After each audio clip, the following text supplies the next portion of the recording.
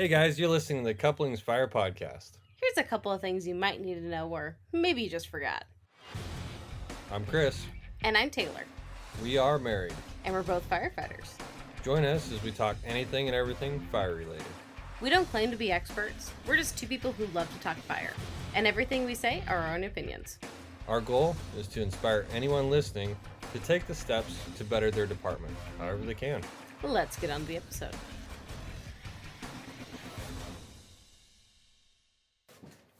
Yes. So, what level are you on? 51? I'm on 51. I'm on 110. I just got up to 110 like last night. And my headquarters has 16 hours left on it out of like, what was it, like 120 or 118 or something like that? I think I had 190 some. It might have been. I don't even remember. Because you were complaining because you're like, how many hours is 190 some hours? I'm like, I don't know. Well, it's 190 hours, but how many days is it? 190 divided by 24.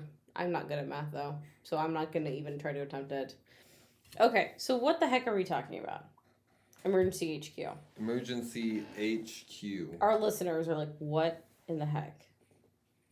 No, they understand. So you want to explain what it is? You explain it. You're new to it. I'm new-ish to it. So you've been playing this... You're way newer at it than I am. Yeah, you've been playing this game for what? 3 years? Probably. 2 or 3 years, something like that? Off and on. And I just started, like, March?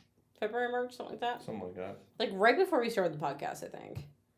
I don't know how I got into it, but I did. You finally gave in. I finally gave into it. So, Emergency HQ. It's a game on your smartphone or tablet or mobile device. And basically, you are in charge of your own emergency team. Basically, and you respond to calls. So you actually have firefighters and tanker trucks and policemen and rescue squads and things, and you have your paramedics, and like you respond to incidents. And most of the time games like this or kind of whatever are really bad, right? Like they're not even close to realistic and stuff like that. This is not bad. Not bad for what it is. Yeah, it's not perfect, but it's not bad. Your medics can go down if they're in the heat too long and stuff. The fire actually will travel and get bigger and go to different buildings and things. Things will explode if you let it get too hot, you know. Patients can die on you and stuff. Like, yeah, you are playing incident commander of your own scene every single level. Every single level, yeah. It's pretty fun. Like, obviously, you don't have, you do have to use hydrants and stuff for your firefighters, but you don't have to, like...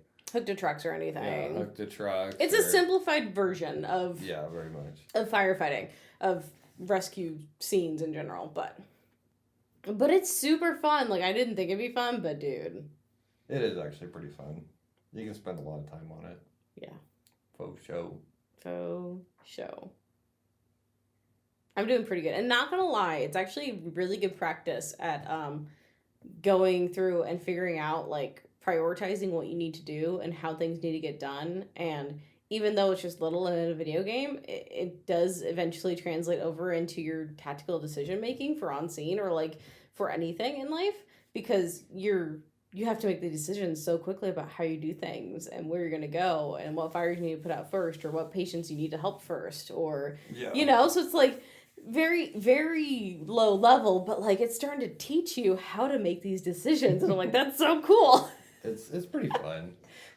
Yeah, I don't know how much of that would necessarily cross over in real life, but I mean, it is decision making. Yeah. And as the situations definitely evolve or unravel, I mean, you have to constantly change things and move people and stuff like that. Keep an eye on everybody because explosions can happen other places you don't expect and whatnot, and people die, and It's fun.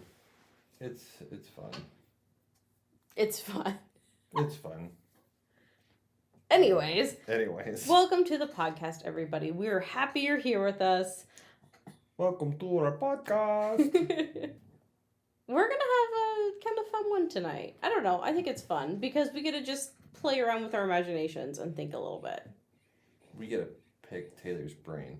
Why my brain? Because you're the creative one. Well, yeah, but you have quite a bit of ideas with this too. I can talk. I can talk a good talk, especially when it comes to this stuff. Yeah. So tonight we're going to be covering some fundraiser ideas and things to consider. On the volunteer side of things, obviously, I don't know very many career departments that really have to fundraise. Well, if a career department's going to fundraise, I'm assuming they're going to fundraise for either another organization or another benefit that they're putting something towards, or Yeah, maybe, that's true. and it could be for, let's say, one of their guys gets hurt, guys, girls, you guys know me by now. I'll just say guys, okay? So, Yeah. but if in case something like that happens, they may use fundraising too. So I feel like this could cross over both ways. But yes, this It's is true. I never thought about that. Yeah. Because there's departments all the time that say, oh, this guy got hurt, or this guy's got cancer, or this family needs help, or something like that. Yeah. I never thought about that. Yeah. So yeah, this can definitely be used for kind of either side of things. But a lot of what people mostly think of fundraising for is for the volunteer side. So, well, we'll kind of gear it towards that, but you can definitely rearrange these ideas to be used for a benefit for somebody or something else. And all our experience from the few on this list that we have done has been on the volunteer side of things. So that's definitely where our experience comes from. And that's kind of where we'll lean towards, I guess. Yeah. Anyway, going into this, so the first thing I want to point out, and I've talked about it before on the Dead Beat Brother episode, that you need to remember that the work for fundraisers actually starts way before the fundraiser even happens. This is your build-up, this is your public relations that you're doing with the community before it to be able to get the biggest return on investment for your time, for your effort, and for any money that you may have wrapped into these fundraisers. So the more work you do on the public relations side before this, the better your fundraiser is going to be. Now, that doesn't mean you can't just go to a fundraiser. You can definitely do it, but yeah, for the biggest benefit that you're going to get, especially from your community or your area, I mean, the more the people know you and know the people on the department, the better chances you have of interacting with them and them wanting to give you money or whatever you're asking for. Exactly. So, yeah, and we covered a lot of that on the Dead Beat Brother episode, so. Go check it out. It was episode 20 or 21. I'm not sure. Go figure out which one it is for us. I'm lazy. Oh, Chris is not as lazy as I am. He's going to go look it up. 19. Ooh, 19. It was even earlier than I thought it was. Yeah. So go check out episode number 19 if you guys want to run down on public relations with the fire service. To kind of get you to a point that the fundraisers are going to give you the most bang for your buck, basically. Yeah, pretty much. So, that was a pretty basic episode, public relations, but it is super important. So, and it'll help out your department in almost every aspect except firefighting, except the actual act of firefighting. Yeah. So yeah, like we've been saying, check that out. Get a rundown on that, and of course, we'll move on from there, assuming you guys have listened to that episode. Yes. Okay. Going on. So the first thing to think about with these fundraiser ideas, we're going to go through a whole list for you of ones we've come up with or have seen done ourselves or something, right? We've heard of it somewhere that we think are really good ideas. But the thing to remember is that you pick things that are going to be unique and they're fun for your specific area. So if you live near a beach and stuff, maybe utilize that. If the people in your area like to go mountain climbing or something, somehow utilize that. Yeah. Like, I know in the Midwest, big gun area, that kind of stuff goes off really well. People love barbecues. People love hanging out. They love kind of those kind of things. Whereas maybe if you're on the East Coast, maybe it's something more with like a fish fry or something. Or, I don't know. You know what I mean? Yeah. Just whatever is, I'm not going to say the trend, but whatever is popular and common and people want to be a part of in your area, make sure you definitely tap into that. Yeah. So, and if you see something coming up, or especially if you can do something different than what other groups or other departments in your area have done, that really draws in the people because it's something different. But obviously don't do something, if we're going back to the guns here, if you're in an area that's really kind of against the guns and stuff like that, probably Not a good idea. gun draw or something like that. It's probably not going to be the best way to go. But so yeah, that's the first thing. Definitely the first thing to keep in mind is just know what's popular, what the fad is, what the trends are in your area, and what people like to do. Like you said, if you're in an area where people love to mountain climb, probably not a good idea to have a mountain climbing draw or something like that, like on a beach or something. I don't know. Unless it's something A people like doing. what? Like a trip to the mountain. I guess a trip wouldn't be On the bad. beach? I'm getting so confused. You're mixing mountain climbing with beaches. Well, yeah, I'm trying to say like if if you live near a beach, probably the mountain climbing thing isn't going to be the way to go. But I don't just yeah. Use your imaginations. Yeah. Another Use common sense. yeah. In my opinion. Another tip is to look outside of the fire service for these fundraising ideas. Look outside of your area for these fundraising ideas. I know people hate Pinterest, but go to Pinterest, go to Google, go to just on Facebook and just search up fundraisers and stuff in the search bar. And look for just different places across the U.S. and what they're doing is going to spark something. And you don't have to take fundraising ideas verbatim for somebody else. You can change them and mold them to work for your department in your area.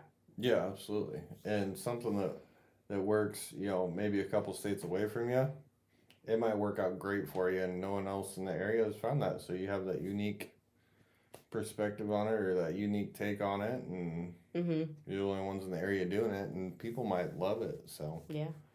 And remember, if people start copying your fundraising ideas, that means you have a good idea. That's right. It is absolutely right. So. All right, so I guess we just kind of want to go through the list, kind of talk about them? Yeah. Okay.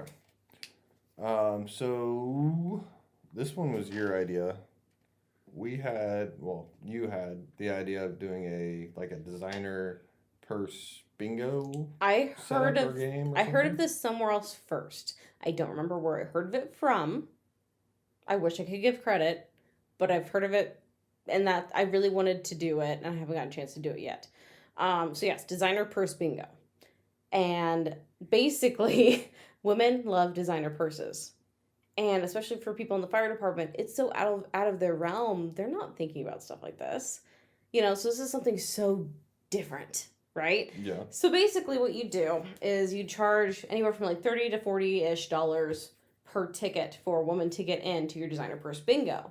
And she gets like 10-ish bingo cards for that price.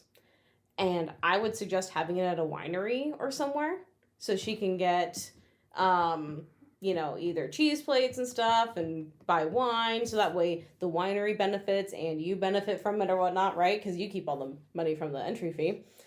Anyways, so you get a little drunk, right, on wine, wants to buy some more bingo cards. Of course, you're going to sell more bingo cards if they want them.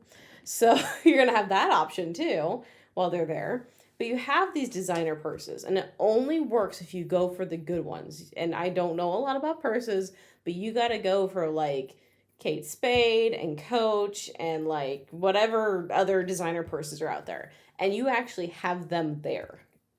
A few of these, right? You can, if you want to, you could have gift cards or vouchers for these purses also. But I would have at least a good number of purses there on site. You're going to draw in tons of women. You're going to make it a whole ladies' morning or afternoon or evening out to do this, right?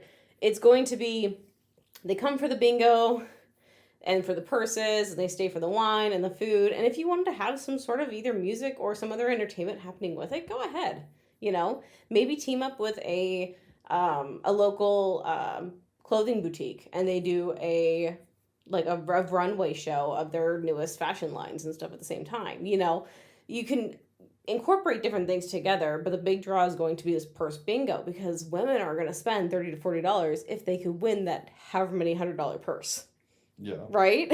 It draws people. And it's a side of fundraising that a lot of people don't think of. Like, a lot of times, at least in our local area, a lot of times we're focused a lot on the guys, because we're all guys. We know what the guys want. Exactly. They don't know what the girls want. A lot of our fundraising and our draws and stuff like that we do, they're all focused around things that guys typically want, where you're opening up a whole other realm of donations, basically from the women's side. You know, Mm-hmm. And women are notorious for spending more money on clothing, on that kind of stuff. The men are. They're, from what I've seen, I'm going to say more impulsive buyers.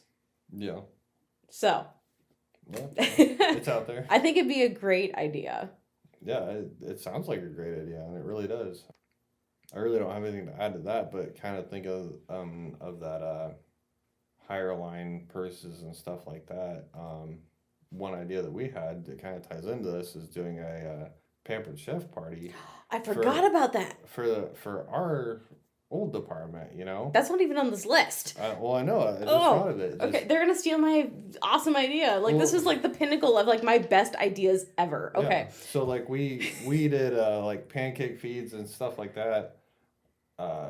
Yearly, annually, you know, Mm-hmm. and every time we did it, everyone in the kitchen would complain that our utensils suck or we need different stuff, this or that, you know. Pots and pans need Pots and replaced, pans. you Yeah, know. you're dealing with all this old, half broken stuff, and it was a pain in the butt. So you had this idea, this amazing idea, in my opinion, to throw a pampered chef party for the fire department, benefiting the fire department. It would have been like the best thing ever, and it's still going to be the best thing ever. Any department out there, this is such a good idea, I think.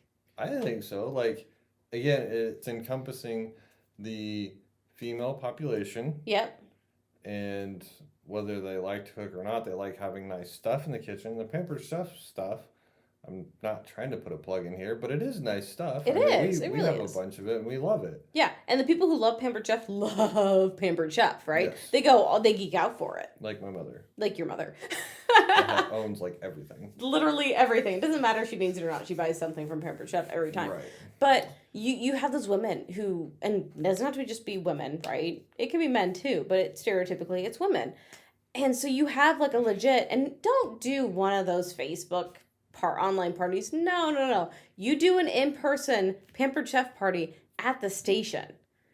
And you make it nice for the women. And the guys are there. It's not just the ladies, the wives of the firefighters. No, you have the men there helping with this and part of this party, you know, and you have this thing going. But the way Pampered Chef parties work, in case people don't know, basically when people buy things at your party, either that day or within a certain time frame from your party, you get credit to either spend with Pampered Chef, or maybe you'll earn enough to get like half off of so many items or things like that, right?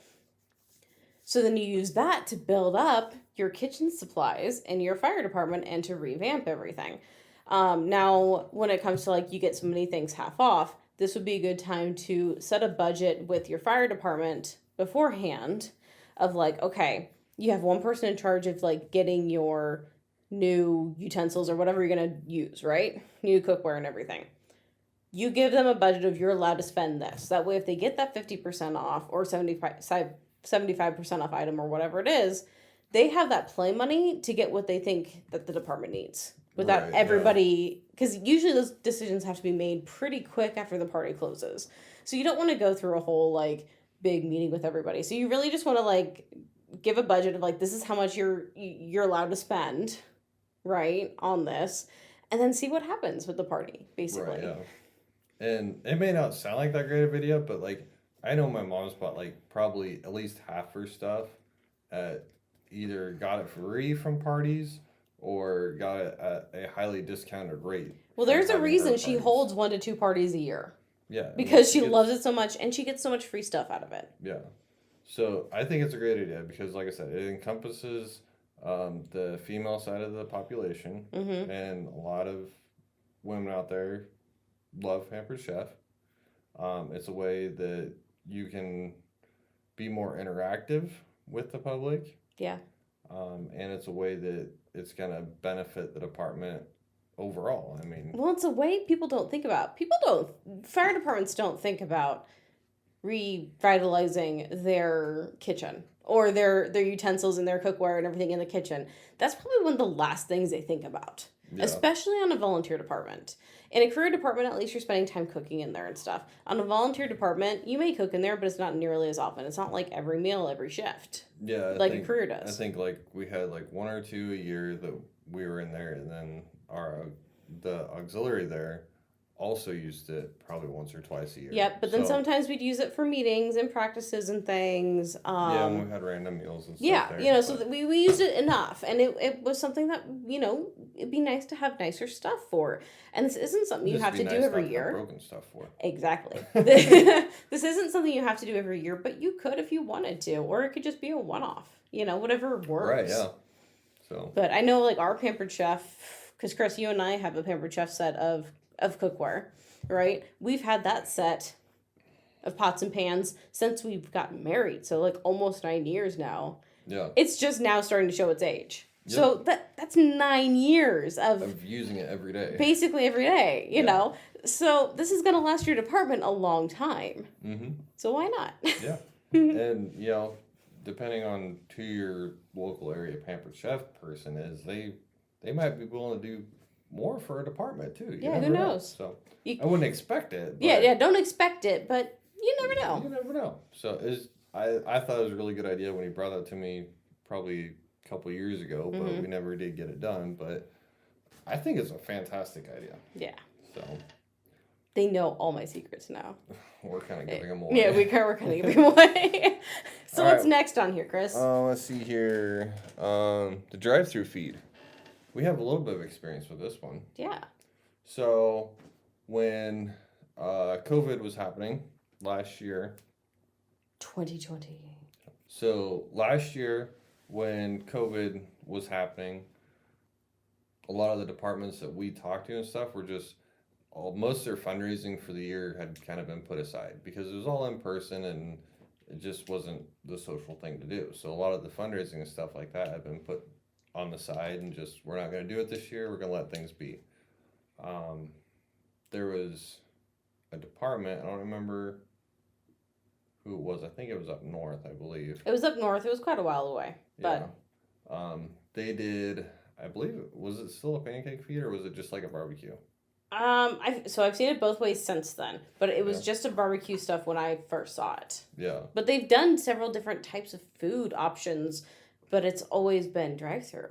Right, yeah, and we have the experience with kind of the barbecue, but the first department that we've seen did this. They had an amazing turnout because as it was kind of their time for their annual fundraiser, and instead of having people stay there at the station and eat and stuff like that and being social, they cooked all the pancakes and everything and did a drive-through option, and if people wanted to donate, they donated, and then basically everything was handed to them in the car just like a drive-through, and there wasn't much social interaction there, but it was still such a great fundraiser and thinking outside the box and how can we overcome this situation that we're in, and really that's put the fire department down to a T anyway. But the best part about that was the fact that they took out a couple of their trucks out of the station.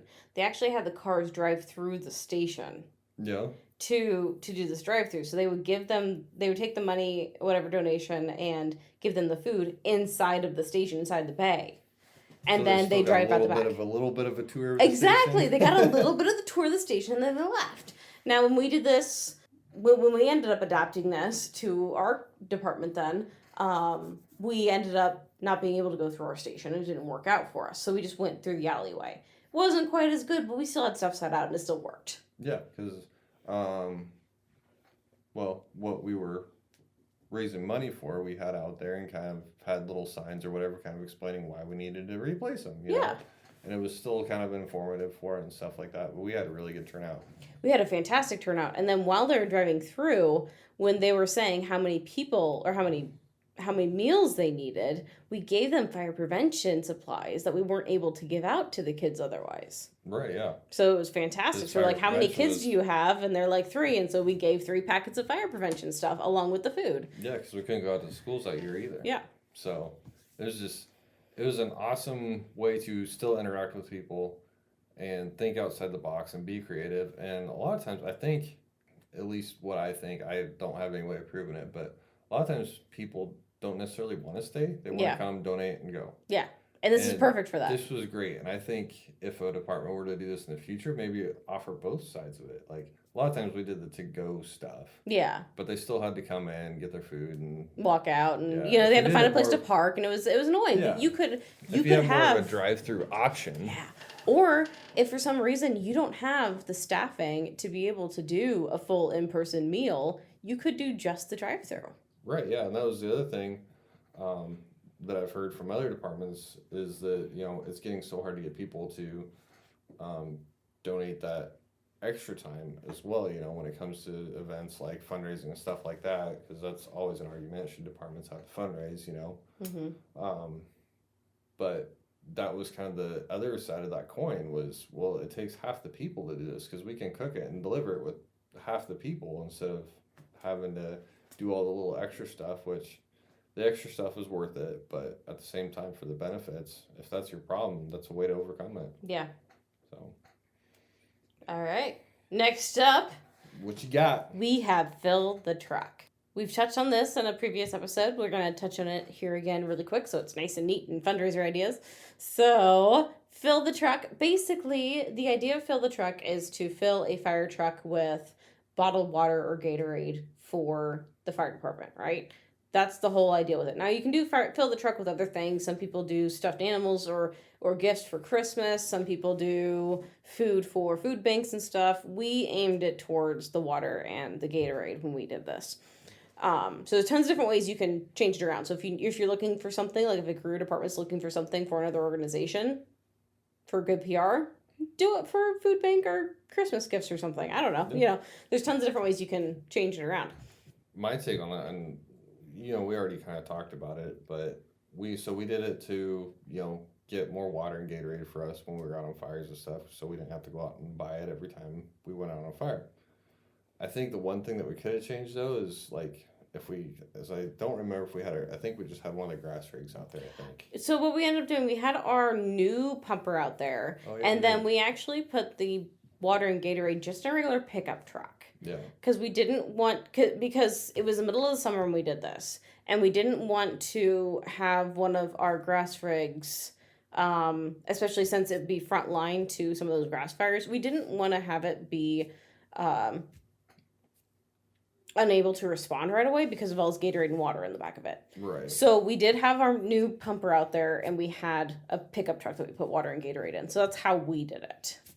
I think if I would have changed something to that, I would have put our tanker out there, our 2,000-gallon tanker, and then stuck a little sign to it or something, and kind of fill the tanker, and that's cool. As the donations went up, you kind of filled it in. That would have been kind of cool. That would have been great.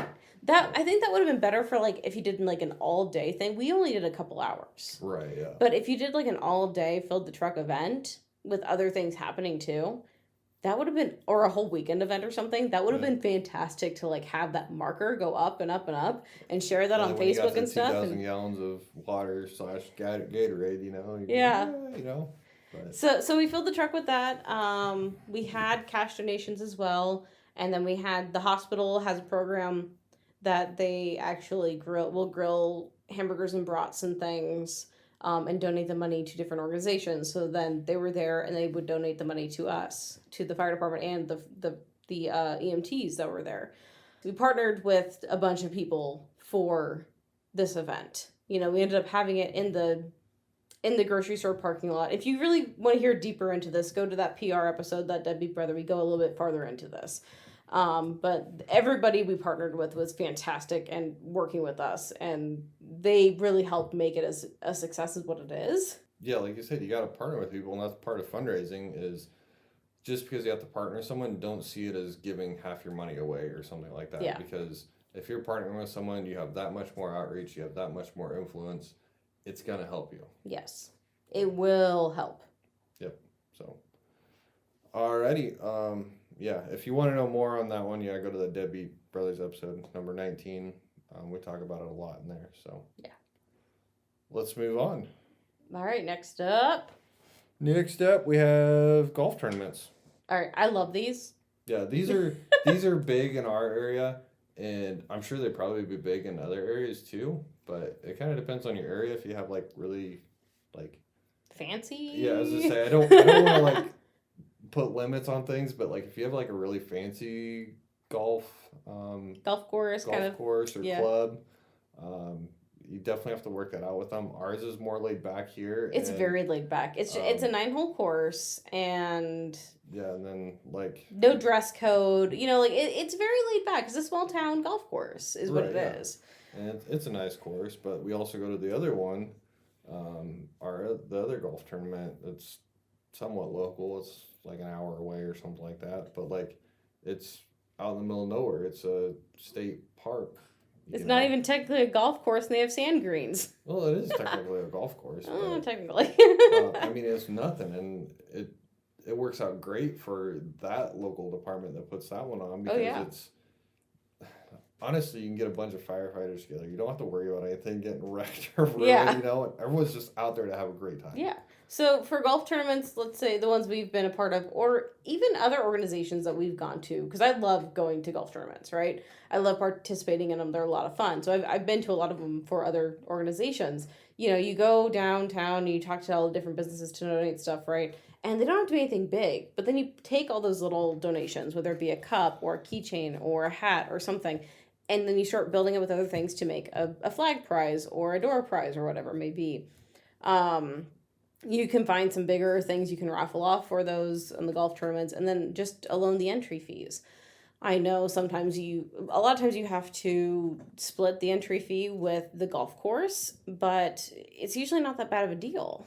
And I would say probably the first tournament is going to be the worst because you kind of have no idea what you're doing.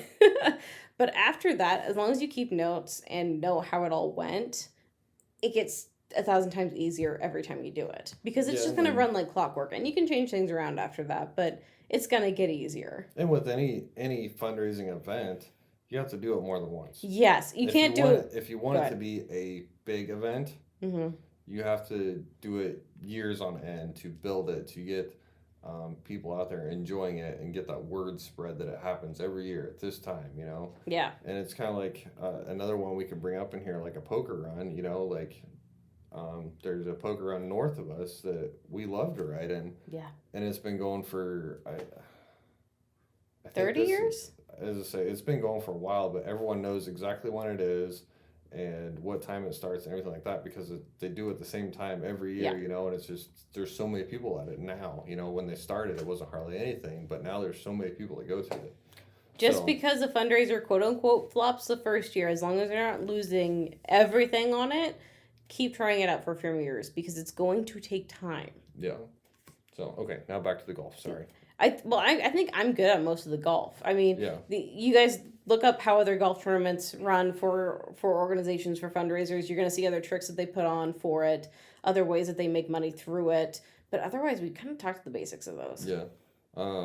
So the last thing that I want to mention here on the golf stuff is what if people don't want to donate, or if you're getting really small prizes and you want the big prizes to really help draw in the people? Is there a way to, since you're the marketing person in this, is there a way to help get those bigger donations of prizes and stuff like that, or like are you just kind of stuck with what you get? You're definitely not always stuck with what you get. Sometimes it happens, right? And if that happens, what I would do is I would put in X amount of firefighters for work for this many hours, kind of thing. Just I never thought about that. Yeah, you could do like a labor exchange. Yeah. So like if you really can't get anywhere after my next idea, after what I'm going to tell you, that's what I would supplement it with, is do kind of that. Because people want help with stuff. Do an auction like the high school football teams used to do that. Exactly. Okay, so now my actual idea, this is the way I would go first, right? And I actually gave this advice to several different groups in town for their golf tournaments because they weren't getting those big prizes that they wanted. And I told them, well, are you posting what prizes you have and who have donated to it on Facebook with pictures of what they've donated? And they're like, well, no. I'm like, why not? And they're like, I don't know. I'm like, well, if you post out the pictures of the prizes, first of all, you're going to get people excited that want to sign up to actually play in it. Second of all, you're going to get business envy. You're going to get businesses who see other businesses donating stuff and they want to either top it or match it or whatever. Or they're going to see maybe they haven't donated all their money yet for the year, because a lot of businesses have sectioned money for it for donations. So you might be able to, filter those in. So definitely have a running list, a Facebook gallery, photo gallery or something, right? With your running list of prizes for it and who donated it and stuff like that. Make sure you put on there who donated it, Yes. because that is also a benefit for that business or that person that donated it to you. You're giving them advertising. Yes, and then before and after, and this goes for any fundraiser, before and after the fundraiser, you want to praise those businesses or whoever are giving you those donations to high heavens. You want to have all the list of names out at the fundraiser too. You want to make sure that you let them know that you could not make this money, you could not help your organization without their help. Yeah. Because if it weren't for them, honestly, you wouldn't have anything to give away. Yeah, and this ties all over the board. If you do donations from a company or a business, something of that sort, make sure you give them as much credit as you can, because that's in a small town, it's a little bit different. People want to donate just to help the cause. Mm-hmm. But ultimately, if you're going, especially after bigger businesses and stuff like that, like they're in it not only to donate it, but they're in it for the marketing and PR, advertisement, the PR, the marketing, stuff like that, and that's the benefit to them, and so you owe that to them by them donating. Yes, and so you don't want to be subtle about it. You want to be very, very heavy on praising them for donating to you. So so that's how you do it. And then if you can't get that happening for some reason, maybe you can't. It happens. Maybe it's like last year where nobody just wants to spend any money or has any money to spend. So. Heck yeah, like we were talking about, do the work for hire kind of, like auction off X firefighters for X amount of hours, maybe do a couple different packages of that, so maybe you only get 2 firefighters for an hour, or maybe you get 10 firefighters for 4 hours, or, I don't know, you could do like a bunch of different ones. That, it's an easy way to do that, so. Yeah, that's a good idea, I never thought about that, so. All right, golf tournaments, barbecue cook-off. I think we have to start going through these a little quicker. We're gonna take up so much time, it's gonna be a long one. All right. Well, the barbecue cook-off. Pretty self-explanatory. It's not one that we really have experience on. It's just something. It's an event that happens here in town. Yeah. Kind of on an annual basis, but it does draw a lot of people in. It does really. It really, really does. So you can charge entry fee, or you don't have to for the people who are competing in the cook-off. It's really up to you. I've seen it done both ways and really profit both ways. I would definitely have it set up with either a beer garden or a bar or somewhere so that people can also get drinks while they're doing this, just because it kind of makes the atmosphere a little more fun, honestly. And if you want to run the beer garden yourself as a fire department, go ahead. That's another idea, then you keep all the profits if you do that. You just have to get a liquor license and deal with all that stuff. We're not going to get into that right now. But but with the barbecue cook-off, then you have people who are able to then come up and they pay basically for a wristband, however much you want to do. Maybe it's $5, maybe it's $10, right, for a wristband. And they're able to sample what everybody has for the cook-off. And then they have tickets and they place their vote as to who wins. And then the winner would get a prize. You could do it a little differently if you wanted to still do an armband for people to get food, but you have an actual panel of judges. You could do that too. But you could have a voter's choice and a panel choice. You could have it done so many different ways. Right. Yeah. But either way, whatever money comes in from either the entry fee or the people's entry for the wristbands goes to your department. Yep. The nice thing about it is there's not a whole lot of upfront cost to it, because all the people that are barbecuing, obviously they're going to do whatever they want to bring, so that's cost is on them. Mm-hmm. The only thing that I kind of caution about or worry about would be just running out of food in general. If you have a huge crowd unexpected, it happens. It does happen, but just be aware of it, kind of have a contingency plan. So and one other thing, I would very much push for any of those kind of competition things or whatever, even the golf tournament, push for businesses or organizations or whatever to be sponsors of teams, right? Yeah. So the local hospital here sponsors 2 to 3 teams every year for the barbecue cook-off. There's other businesses who sponsor a team for the cook-off or for golf tournaments. They'll sponsor a full team for it. So don't just go after the individuals. Go after the businesses to sponsor a team. And if you want to, you could set it up where you could be the department, somebody in the department could be the liaison for businesses who want to sponsor and people who need teams Yeah. to be on, you know, to kind of put people together. You know, maybe someone really wants to barbecue, but they can't afford it. Well, then you have them like right here on the right side, and then you have this other business over here that you're talking to that wants to sponsor a team. Like, oh, hey, we got you set up, you know, and then you have one already. So Yeah, absolutely. Takes a little more time, a little more coordination, but it can definitely be done. yeah. Well, then after that year, after that time of putting into it, then maybe that relationship with the sponsor and the team would have grown enough. Well, next year they're just going to do it on their own, and then your event is going to grow. Yeah, so I'd agree with that. Next up is Cupcake Wars. This one is very similar to the barbecue cook-off. And you can run this in several different ways. It could be whatever people want to do and you do the exact same as a barbecue cook-off. Or it could be you give them certain parameters like you see on TV to use certain ingredients or things. You know, it's just a sweet tooth version of the barbecue cook-off, basically. And however you want to run it. And sometimes it's fun. Like, you know, especially if you have a way... I don't know how, but if you had a way to do it all in the same place or something, I don't know. It'd be super cool. I'm just gonna say. Or if maybe they cook their cupcakes already, but it's a decorating competition or something that they bring their, you know, and then everyone can watch them decorate or something. Or maybe it's cakes. Maybe they already have their cakes baked and you have a whole cake decorating competition in front of people. Like, my mind is just going nuts right now. But like, you either have entry fee for the people who are participating or just let them do it. And you have at least, you know, you definitely get an entry fee from people who are coming to watch it, you know, and then maybe at the end of it, you have everyone who's watching get to try everything. Yeah. You know, just... There you go. I don't know. It'd be fun. It's something different, something you don't see other than on TV. Yeah, well, that's exactly it. It's something different. So it's something creative. And that catches people when you're different and creative. So, all right. Branded merch. Merch, baby. Gotta get that swag.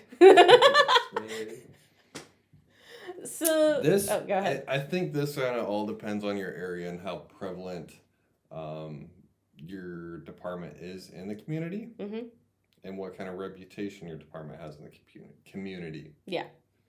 So we did this year, like when we first got on our first department, we did this and we made shirts for the firemen. We had like, 3 shirts or 4 different shirts, I think we did. Something like that.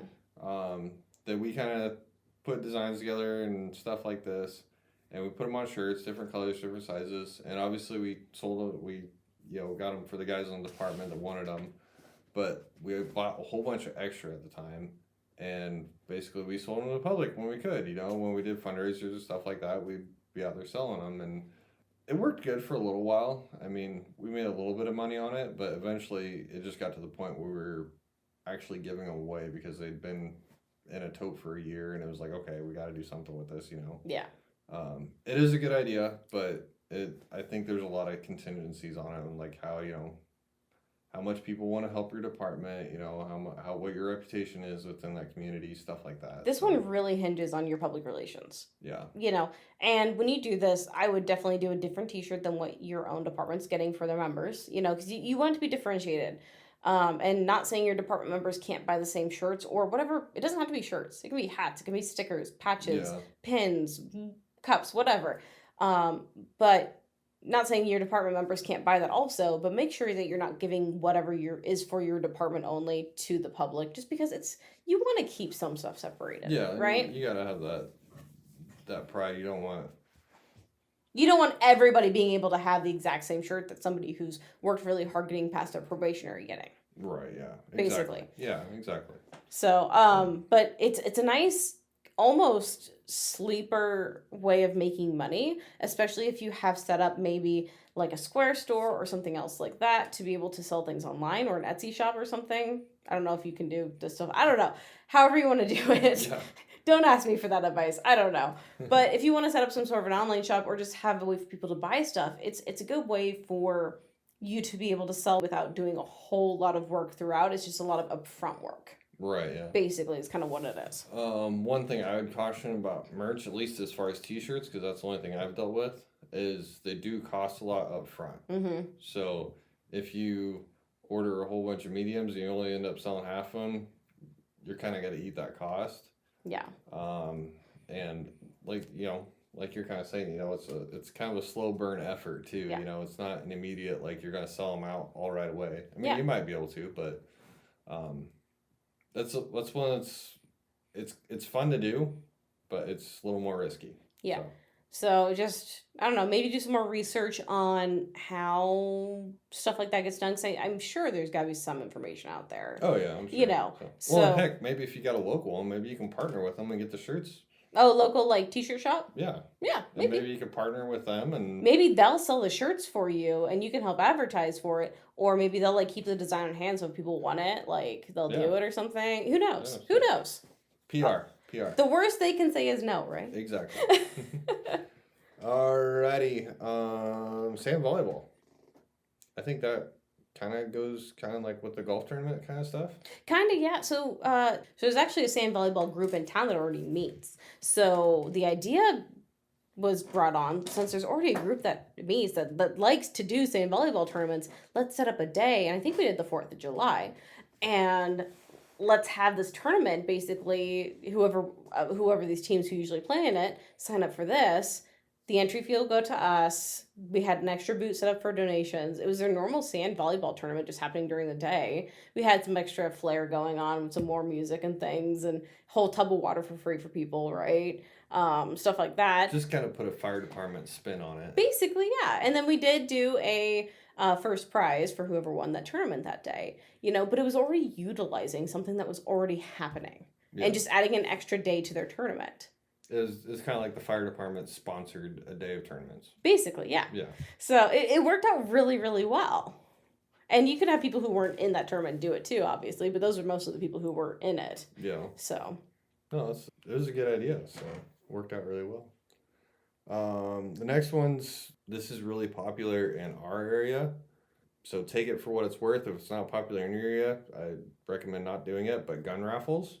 Those tend to go over well in the areas where it works. Yeah. That sounds like doesn't make sense. But you know what I mean. Like if you're in an area where there's people either sport shoot or hunt or just in general love guns. Gun raffles go off great. Yeah, there's nothing wrong with it, in my opinion. Yeah. Other people will shoot me, I know. That's funny. But gun raffles go off really good in our area. There is... Yeah, our other departments out there, there's tons of departments out there who do gun raffles, and it seems, I don't know it for a fact, but it seems like they make really good money off of them. Yeah. And they got people that donate guns or at a discounted rate. They do gun saves. I was going to say saves, scopes maybe? Scopes, yeah. A lot of those companies and stuff like that are always kind of donating things like that to help benefit their customers, so... How would bows go over? Or not very. I don't know.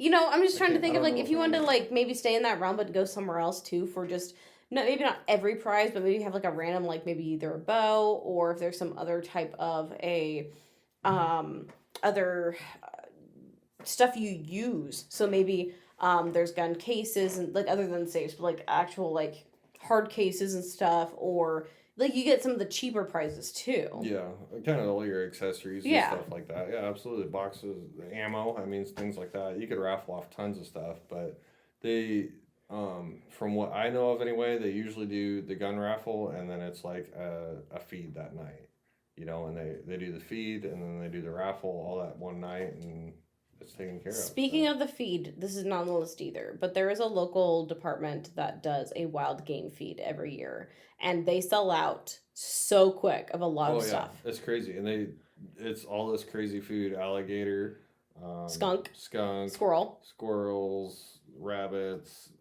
They have deer and like elk and like they have like more common things too, but they have all this really uncommon stuff, and they sell out so fast. Yeah, you have to get there early to get anything. Yeah, it's crazy, but that's another yeah. good idea. So, if you got a bunch of hunters in your department, there you go, or people that know how to cook that food, there you go. Yeah, there you go.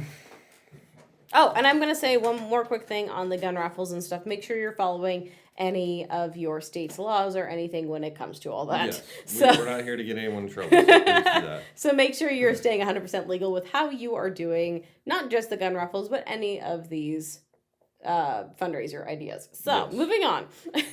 Let's try to make this one short because I feel like we go into this one a long ways. We could. Okay, we'll make this one really short. Okay.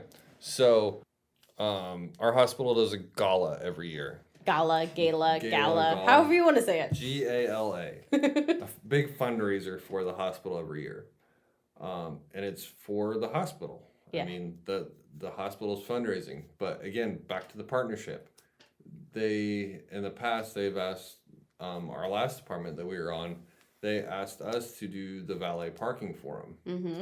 And it's worked out fantastic because then the fire department is not only helping the hospital by taking care of this problem for them, but all the donations that come in from the valet parking, they give them straight to us. We don't have to give them to the hospital. It wouldn't be a bad thing if we did, but yeah, just the partnership there, they get the donations from the actual gala itself, and we get all the tips and stuff from the valet parking, which has worked out huge for us. It's fantastic. Now, the caveat on this, you have to have a good plan and you have to stay organized while you do it. Yes. But, yes. and you have to stick around through the entire gala.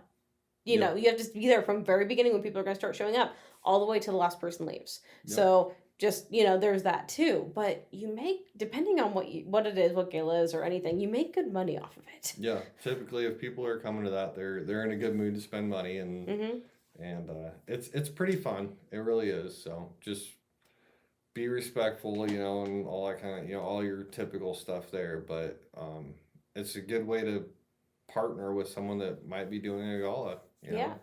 It's a good way to put yourselves out there and have a little more PR for the department. And I don't know, you could go into the whole gala thing and everything, but gala, whatever, however it's said. Gala, gala. I think it's correct any way you want to say it. Gallows.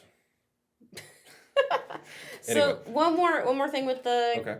gala stuff, because you might have those departments who are maybe in those richer areas. Maybe I shouldn't say richer, but you know what I mean. Right, like yeah. The higher income areas, who maybe their department is, I don't know how to put this without sounding bad, but are more able to put on something like that themselves, right? You might have a department who wants to put on their own gala, and you can definitely do that. Definitely look to hospitals or other foundations for inspiration to do it. And maybe it all benefits the department, or maybe you also do part department and part something else. Just if you're going to do it, go all out, because that's the only way you're going to make it work. Make sure you go for those people who, again, sounds shallow. I don't know how else better to put this, but you're going to go to the tastes and to the people who are going to want to spend that money for it. And then honestly, yeah, I know what you're saying. It's terrible to say. They have the money to spend.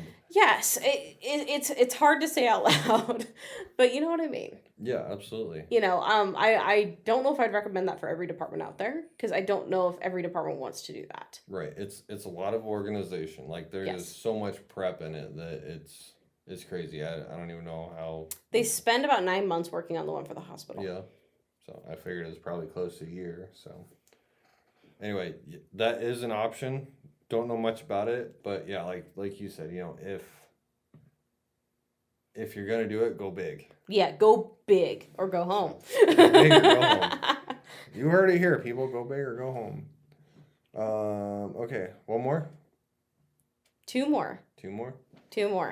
Oh, 2 more. Okay, so the next one I stinking love. Okay. When I was in college, I did Applebee's trivia all the time. It was a staple for me in college. It was fantastic. If you don't even have to be next to a big city. You could be in a small town if you wanted to, as long as you have a bar you could do this with. Do a pub quiz night. A trivia night. And you can do it a one-off, right? But I would say maybe every week or once a month or something like that, or every other week. Like, keep it consistent, because they're fun. I stinking love them. They're just so easy. And especially if you partner up with either a bar or a restaurant or something like that, you use maybe if they have a special room you can use, or a section of their restaurant for it. You just set up a cheap karaoke machine so you can have a microphone and stuff. The bar and restaurant get all the money from the drinks and the food, right? You get maybe an entry fee of, like, let's say $10 to $20 per team or something, however you want to set it. And then maybe the winning team gets like a $50 gift card to something, or to maybe to the place they're at to pay for their food or something, right? Yeah, there you go. And you keep the rest of the money. So don't anticipate getting a lot of money from it necessarily in one go, but if you keep it going as a staple, you're going to grow your teams, and it's going to be a fun thing for people to do, Yeah. right? Well, I feel like that's one of those deals that like people start coming out of the woodwork when you start getting something like that together. Like all of a sudden, like you might get a few teams the first night or something like that, but then like word kind of gets around, and then all of a sudden these people realize, oh, this is actually really fun to do. You know, and like pretty soon you got a whole bunch of people there every time. So. Yeah, and it's super easy to run. You could literally run it with one person. Yeah. I mean, it'd be nice to have more, but you could literally run it with one person. Absolutely. So. I like that idea. I don't know that I'd participate because I'm not that smart. But it's so much fun. Even if you lose, it's so much fun just to try. And you could do 1 or 2 rounds of it. You could do 2 rounds of it a night if you wanted to have 2 different times for it. That's true. Because I know that's the way it worked at Applebee's when I went. They had an 8 o'clock one, and it was either 9 or 9:30 is when the next one started. They had 2 rounds each night once a week for it. Do they still do that? No, not at the one I went to. I don't know if they still do or not. Yeah. So. Well, if you guys are interested in that, if there's one local to you or somewhat close to you, go check it out and then see what you think about it. And then and then if you guys like doing it or whatever, then start it up in your immediate area. Yeah. Start up in your own little town. It's kind of fun. So. All right, last one. You got yoga in the park here. Yoga in the park. Yogi in the park. This is another one of those. It's not going to bring you a bunch of money. Yogi bear. I'm gonna go get us a picnic basket. Hey, boo boo. Exactly. I haven't seen those cartoons in so long. So not yogi, yoga. Yoga in the park. So yeah, this is the one kind of like the pub quiz. It's not going to be a lot of money right off the bat. It's not going to be a big money maker. This is going to be for those, you're going to do it again once a week or a couple times a month or something, or maybe once a month, whatever works. And basically, I would just charge like $5 to $10 per person, and you do yoga in the park for half an hour to an hour. You find that really built-cut person on your fire department that's really athletic and really who good likes looking, to do yoga. Who likes to do yoga, and you set them out there and just watch it come in. Watch the ladies flock. No, but it's good on several fronts, because especially if you can get your firefighters there for a few times, yoga is good for everybody, especially firefighters, right? Because you need that flexibility when you're a firefighter. I know a lot of the firefighters, they just want to do strength training all the time, right? Like, you need that flexibility training, right? To be able to do things. So, it's a good way to get them out there and doing that too once in a while. You're going to be able to pick up people who want to be out in the park doing that. You can do it early morning, you can do it mid-afternoon, you can do it late at night, whatever works well. Or if you want to do it several times in one day to catch different people, whether they're off work or when they like to work out, and just, it's easy. And like I said, you just do like $5 or $10 per person, whatever. You're not going to make a ton of money, but it's going to become a staple, and it's going to become something that some people love going to every week. Just like they love going to a gym class every week. They're going to sacrifice that one gym class a week of yoga to go support your fire department for that. And then they'll go to their other class 2 days a week. Who knows? Yeah. So, but it's, again, you might not have a good turnout for a while, but it's going to grow slowly. And even if you don't have a good turnout, what's the harm? Because you're not out of anything except some time. Exactly. That's it. You're just out your time because you need to be working out anyways yourself, right? And why not try yoga? That's right. So that's it. Yeah, that's kind of our quick list that we put together. I'm sure we could keep going and going here, but I don't even know where we're at as far as time goes. But I don't know if I want to know where we're at. I probably don't either. But I guess the last thing I want to add is just be aware that no matter what kind of fundraising you're doing, it's all PR. Yes. Whether you're making money for your department, making money for a business that you partnered with, it's all PR. Or if you're fundraising for somebody who's hurt or in cancer needs or something, whatever. No matter what whoever's benefiting from it, it doesn't matter. It's all PR.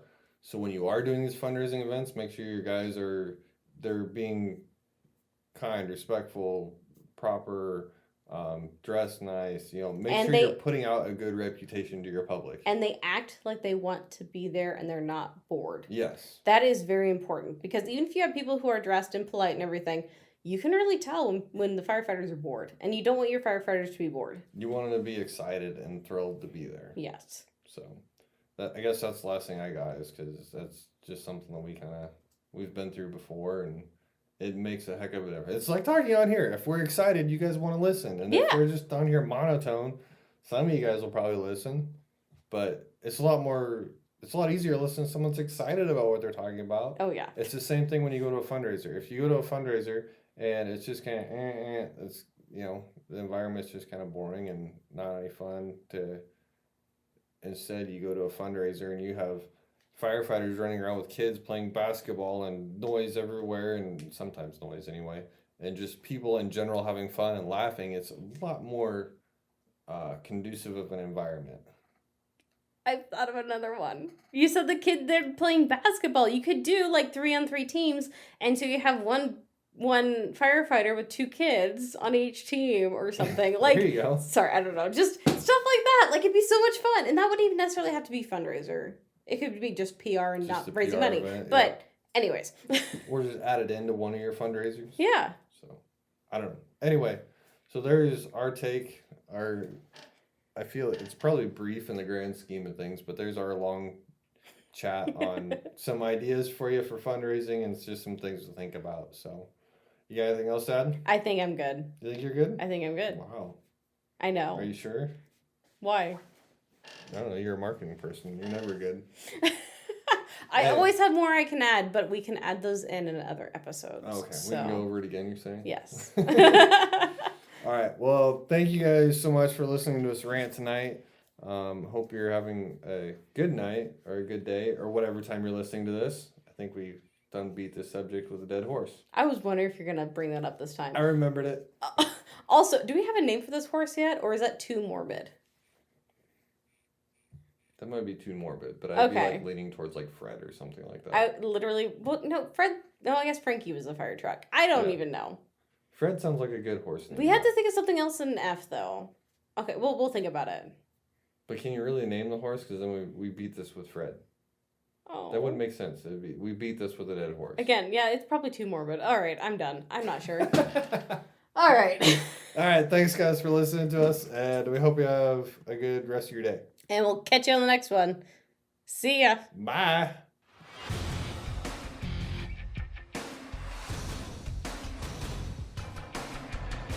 Thank you for listening to our podcast. We hope you enjoyed it. Be sure to leave us a rating and review wherever you're listening to us. Find us on Facebook and Instagram @CouplingsFire Podcast. See you next time.